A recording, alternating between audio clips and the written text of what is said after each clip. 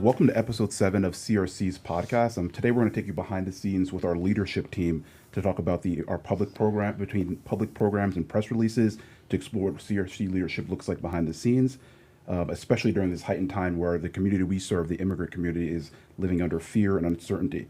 So we're going to talk a little bit about the beautiful burden of leadership, the challenges, and the way we support one another to find solutions. I'm going to have each of our leadership team members introduce themselves. So I'll have Gerandi introduce herself first. Hi everyone, I'm Girandi Martinez. I lead the Community Resource Center, as you all know, but I'm also a longtime resident of the village of Mamaroneck. I grew up in this community, moved away in 2020, but it's such a privilege to lead alongside such an incredible team. Good morning, everyone. My name is Marco Bojorquez. I'm the Director of Operations and Programs at CRC. Thank you so much for having me this morning. Hi, Nicole Tuck, Director of Development and Communications at CRC, and thrilled to be here with LMC Media. Good morning, everyone. My name is Janet Fry. I'm the Deputy Director of the Community Resource Center. I joined CRC 20 plus years ago. I'm an immigrant from Peru, South America, and I'm a really proud member of the CRC. Also, and I didn't introduce myself, but I'm Manny Rawlings. I'm the Chief of Staff of the Community Resource Center, and I've been a part of the Village of Mamaroneck community for all of my life and been here for many generations with my family. We're going to get started. So Janet, since you've been here for 20 plus years, what does it mean to you personally to lead an organization born from community struggle and resilience? So for me, it's being at CRC has been a life-changing, and over the years, I've been, with the community, with our workers fighting against worker rights violations, provided services to immigrant and low-income families, and also legal services to the immigrant community who were living in fear of deportation. Those experiences kind of ignited a passion and commitment for justice and also for serving, the ones who struggle the most. When I think about leadership, I think about, leading with empathy and, compassion and also accountability. Over the years, we have built relationship with our community to build on trust and also connections. And when I think about the decisions, I make in leadership, those decisions come from those places. And I think that leadership, it's being there to listen, to lead with empathy and compassion, and also, to show up and be present with the community that you serve. Awesome. Nicole, leadership, we all understand leadership at CRC isn't just about titles or the offices that we sit in. How do you stay grounded in the lived realities of our families that we serve?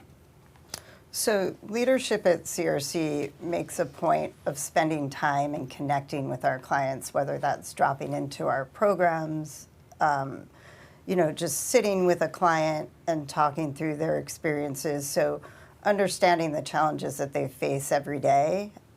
We have community leaders that are embedded within the community, so they bring back concerns of the community and issues they're facing in real time. So these are the moments that keep us grounded and connected to what the community actually needs. Thank you. Many people see our public-facing work, our programs, our advocacy, our events, but what happens behind closed doors is where some of the hardest and most important decisions get made. Gerandi, what's one decision or moment behind the scenes that captures the beautiful burden of leadership at CRC? I think that people, when we're building our development and leadership, people don't really prepare you for carrying that weight on your shoulders.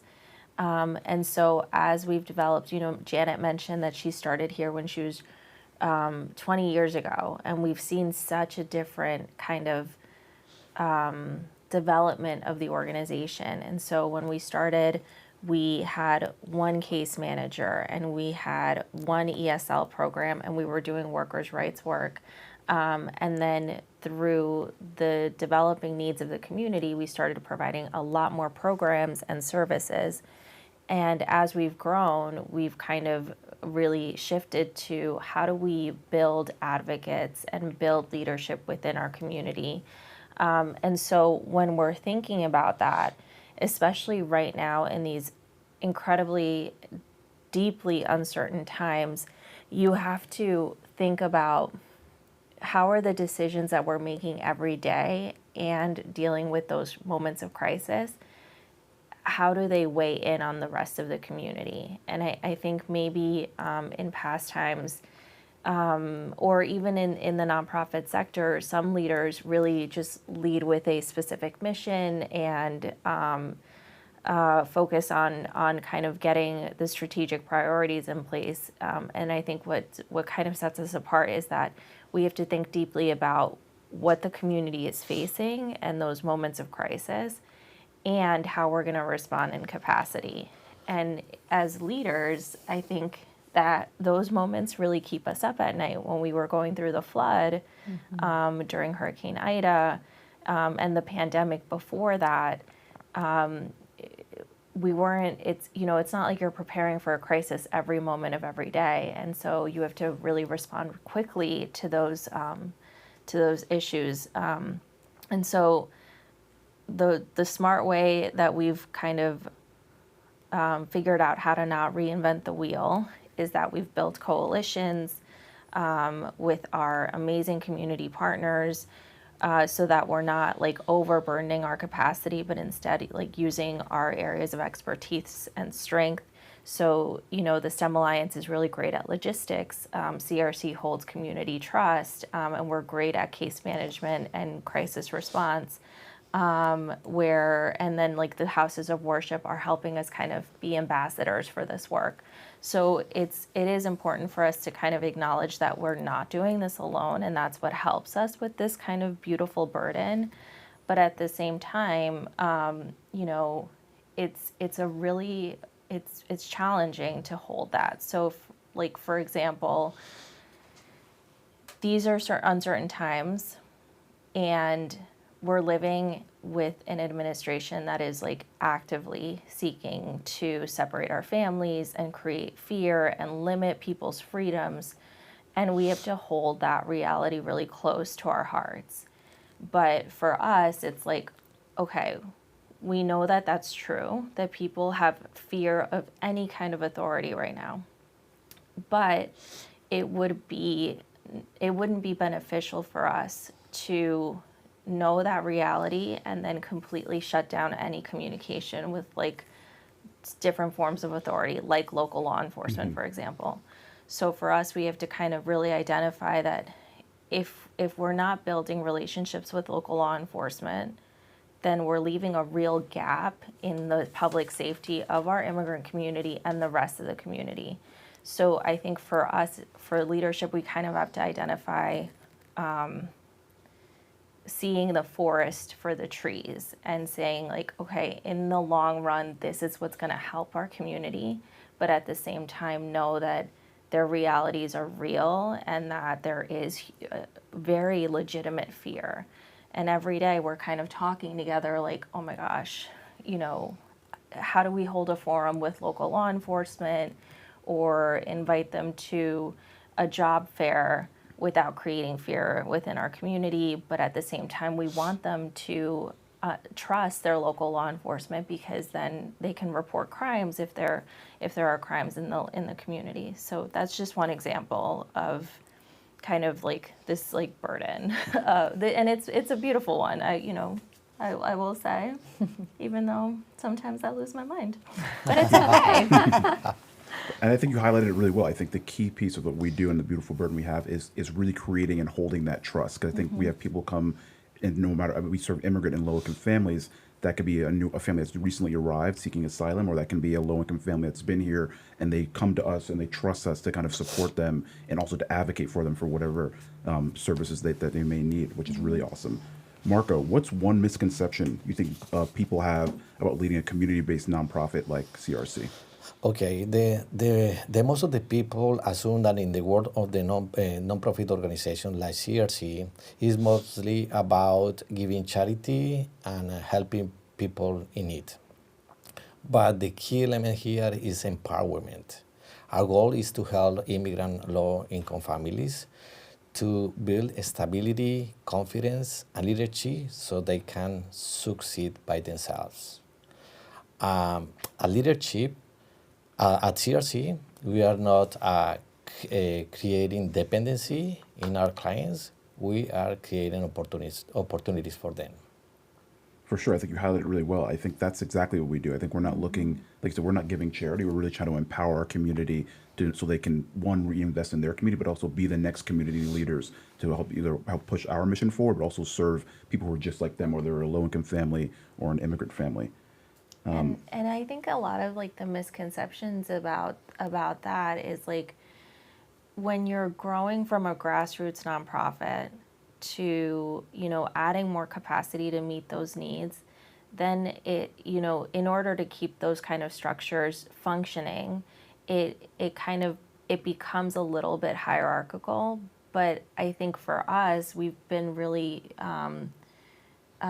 we've been trying to maintain that. Like, how do we keep the values of our organization of empowerment at the forefront so that the rest of us can function for sustainability? And I think you don't prepare for that as you're growing, but it kind of comes naturally for us, and we've instilled this model of circular leadership. Absolutely. And I think that's that's almost the center of our leadership is just every decision. I think when we have a big decision to make, we think of how does this empower our clients? Because I think that's just the center of the work that we do. Our leadership team covers a lot of ground between finance, programs, operations, development, communications. I'm going to dive into each of our roles and kind of like how we could do that work. So I'm going to start with you, Randy. How do you balance the demands of external partnerships and advocacy with the internal needs of staff and community members? Yes, I mean, as the executive director, I think that's a key part of my job, but it's also one of the hardest because the external work or like the advocacy and policy work is moving incredibly fast. So Janet, who leads our advocacy work, is constantly kind of coming back to us and informing us, this is what we need to do in order to safeguard our community. We're constantly meeting with elected officials and policymakers, and we want to respond to those moments of crisis and critical needs and even like long-term sustainability planning, while at the same time internally you're trying to build those structures and capacity. So I think for me it's like, how do we have a seat at the table with those policymakers and our advocacy organizers and team members, but at the same time are mindful of like the capacity needs and how we're actually going to function to either implement those Know Your Rights trainings or those programs, or go for those grants. And it takes a lot of balancing, and I have to talk directly to my team consistently all the time, and they're getting that information from the ground up.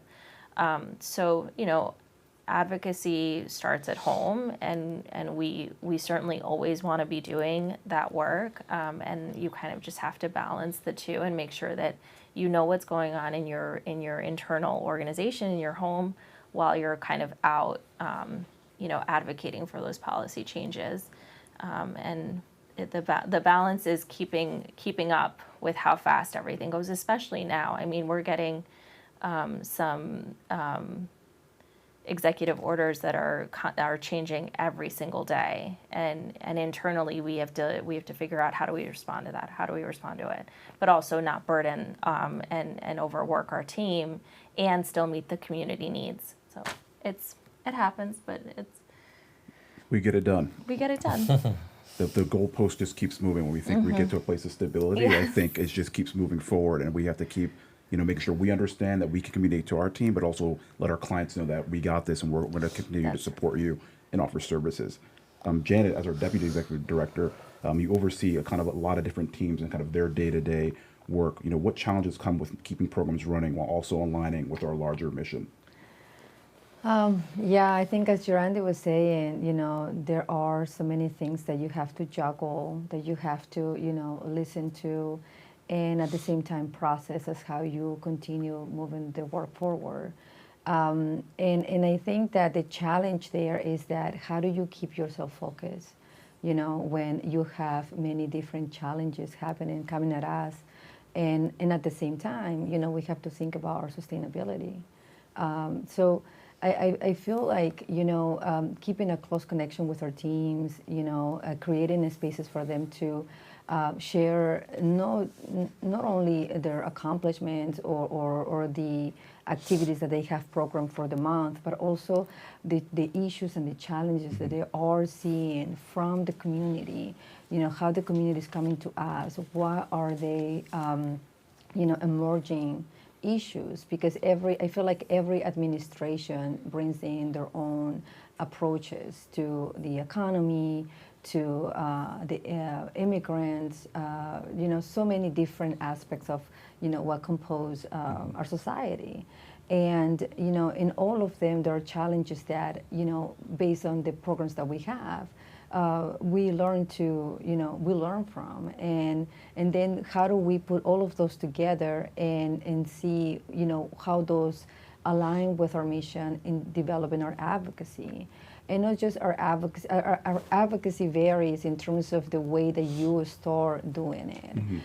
It starts from maybe speaking up, and I feel like our clients, all of them advocates for themselves when they come to us and they speak about their issues and try to find a way to solve those. And it starts from there. And then how do you start, looking at many people coming to you with the same issues that requires, to level up your advocacy and also to organize with them in a way that, to accomplish those solutions. I feel like at CRC, we have evolved, in our history from being service providers, kind of like trying to just put a service there without actually looking at the bigger picture as to how many people that we serve, and that continues growing. Are suffering the same issues that maybe requires a much larger solution. And Jorandi was mentioning that when we build our relationships, we build our relationships with our community stakeholders, including policymakers, because they have the power to really address those solutions at a larger, scale.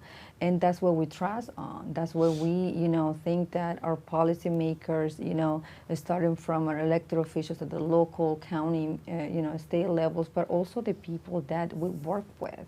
Because as CRC, we center their voices, and that's how we, built on that empowerment. And also in leadership, reminding ourselves that we don't forget where we come from. All of us have many different backgrounds, and we have held many positions at CRC throughout the years. And in my own journey, I could say that, I can never forget how I started at CRC organizing with the laborers, and that keeps me, centered in how I support the teams that I work with, and also our leadership. No, I think that's really important, because I think it's our advocacy and the efforts that with the teams you work with are really centered in kind of what our clients are communicating. That really drives what we do, what we go and advocate for, because we, like Jorandi mentioned before, we try to have a seat at those different tables with policymakers and local law enforcement and either different partners to figure out how we can all collaborate together to kind of serve the clients we serve. Because many of the partners we have, they all serve the same people, but just in a different capacity. So I think the only way we're able to continue to grow is just to keep partnering with other places to kind of make sure if we're not able to meet that need or provide that service, we know a partner that can. So I think that's really important to the work that we do. Nicole, as our Director of Development and Communications, fundraising and communications carry the pressure of keeping the lights on. How do you take that responsibility? So I know fundraising and communications comes with a lot of responsibility. So staying focused on, why we do this work and what we're doing. every dollar raised at CRC and every story told tells impacts a family. And it really, tells the direct story of our families. So that keeps me grounded. I never feel like I'm alone because of this team and the support, and we all kind of, we review grants together. We decide if we're, going to go for them. So I feel like between the staff and the leadership, there's always support. I never feel like, I'm carrying that burden alone. So thank you all. But really, it's the frontline teams, our frontline staff that keeps the lights on. They're doing the work. Just by the work they're doing and the impact they're making, they really raise the funds themselves. I'm just telling the story of what they do day in and day out.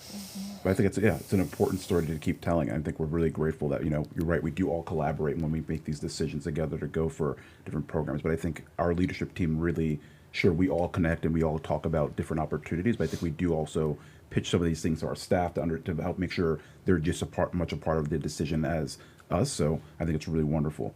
Marco, as our Director of Operations and Programs, you manage many moving things with kind of making sure our building is, safe and clean, but as well as, the programs that we're able to offer through ESL and different citizenship classes and, different workforce development classes. How do you prioritize when everything that you do feels so urgent in our work? Okay, so a great question.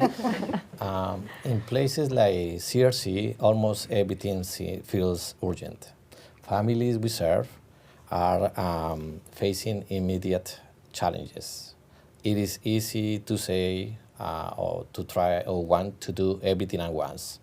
But what helps us as a team is focusing on impact, asking ourselves what will make the biggest difference with our programs and our services. There are three key elements to succeed. One is really leading an amazing team, that our team that is in the front lines, just connecting with our clients, understanding the challenges they are facing, and also what is working over there. Another element is to stay grounded in our mission, trusting around people around us, and remember that we cannot do everything at once. Mm-hmm. Mm-hmm. No, that's really important. I was going to jump into a little bit about my role, because I think my role is I touch each one of these different teams to kind of figure out how I can help us strategize and kind of how we continue to serve our clients in a different way, but also how we can go on to grow, which is, I think that's a beautiful burden of trying to make sure we are staying mission grounded, but also knowing what is the next step and what more can we do to serve our different clients. So my days are often meeting with many different teams to figure out what are their needs and what are we not thinking of, or what are things that we currently do that we can think in a different way that we can help us, expand the services we do, but also make sure the team feels a little bit more supported. Right. And that's how you when you get that information from your collective departments and teams, that then we go back to Nicole and we're like, Nicole, I think we need to think about funding for this program or this service. And then if we can find a grant, then we go back to our team and say, can we do this to serve this need that you initially pointed out to us? Exactly. That's how we lead at CRC. I think it's just not one person making a decision. It's really a collective of all of us kind of coming together and taking the information in and making sure it's something that we all can do together. Leadership can sometimes feel lonely, but at CRC, it really is a team effort. Let's talk about how we support one another. So I'm going to ask Janet first. What's an example of a time that we disagreed but found a solution that made us stronger? Mm-hmm. So I would say there are many, so it's it can come from something that you may think, oh, it's so small, it's a decision to make, but I think that we've grown through crisis management, from floods and maybe responding to fires, happening in our community, to just maybe, a simple presence that we get. I think Gerandi was mentioning before that, building connections are important, building relationships and also trusting each other. It's something that we value because that's how we build community. And I remember one instance that in August, for example, like you were mentioning, the job fair. For me, I feel like that was a moment in which, we were faced with a situation that we had to process very quickly. And I could maybe share a little bit more about it, is that, state troopers were invited to attend that event. Leadership wasn't fully aware that they were participating until they showed up at our gate. And, some staff members were concerned about their presence because of the current climate that we are, living, and also, that the community is becoming much more distrusting of law enforcement. And so then in that moment, we had to, balance out, our staff concerns, our own concerns, and at the same time, what is in our mission and what benefits the community, which is, job opportunities. So in those moments that we decided, okay, so we need to be aligned with our mission, providing access to any, job opportunities available, including in law enforcement. And then the compromise was that, okay, law enforcement, state troopers shouldn't be parking inside our premises. They should be parking, across the street, so then the community still feels, safe. But those were kind of like the crises that we had to manage in the moment, and we disagree respectfully. I mean, that's also the trust that we have here in this space, that we can, have honest conversations, sometimes, disagreeing with each other, but at the same time, we come out with a compromise, a solution that keeps us moving forward, but also builds this strength in this, team. Awesome. Thank you. As we begin to wrap up, I just want to talk about the future. So, Jerandi, if you could share one piece of wisdom with emerging grassroots leaders, like what would it be? I would say that, don't forget your voice. I think that this is a space that holds a lot of moving parts, and you have to learn how to kind of work through that balance. But I think, especially if you are Black or Brown and you're in this space in an executive leadership position or in any kind of leadership position, we're also unlearning a lot of systems that we learned when we were children. So it's an opportunity for us to kind of empower ourselves and have a voice and bring in thought partners.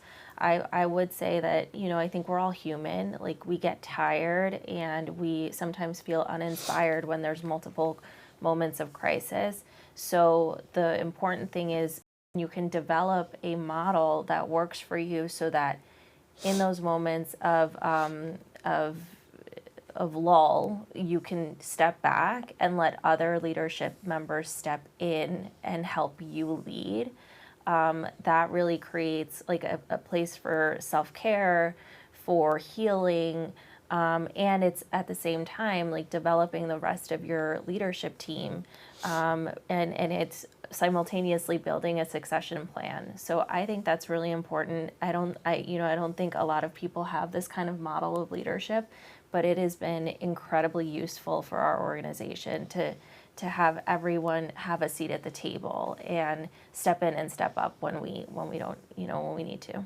Thanks. I want to thank LMC and, for hosting our podcast here today. And I'm really happy that we got to share a little bit about our leadership team and dive into our different stories that we have throughout the years at CRC.